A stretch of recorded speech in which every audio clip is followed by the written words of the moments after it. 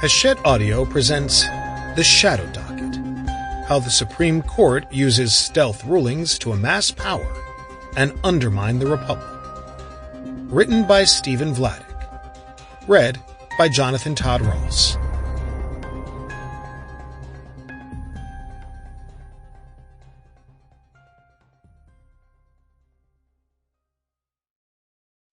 For Nasser Hussein, who opened the door, and for Karen, Maddie, and Sydney, who keep it open. Preface.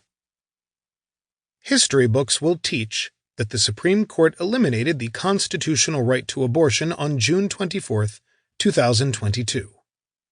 That's when 5 justices officially overruled Roe v. Wade in a Mississippi case known as Dobbs v. Jackson Women's Health Organization.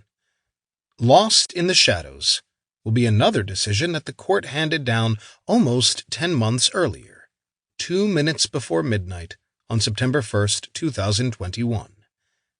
That night, the same 5 justices who would later form the majority in Dobbs refused to block Texas's ban on abortions after the 6th week of pregnancy, a point at which many do not yet know they're even pregnant. Even though the Texas law known as SB 8, or the Texas Heartbeat Act, was clearly and deliberately inconsistent with Roe, 5 justices allowed it to go into effect. Justice Samuel Alito's June 2022 opinion for the majority in Dobbs, which was publicly joined by Justices Clarence Thomas, Neil Gorsuch, Brett Kavanaugh, and Amy Coney Barrett, laid out in 108 pages a series of arguments about why the U.S. Constitution should not be understood to protect a right to abortion, and why the court's prior decisions recognizing such a right should be overruled.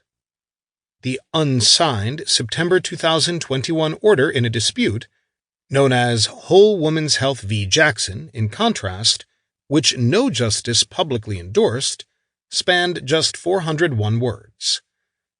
Orders from the court have no identified author, and even when the court issues a majority opinion in support of an order, as opposed to an opinion after a case has been argued, like Justice Alito's majority opinion in Dobbs, the only attribution is per curiam, meaning for the court.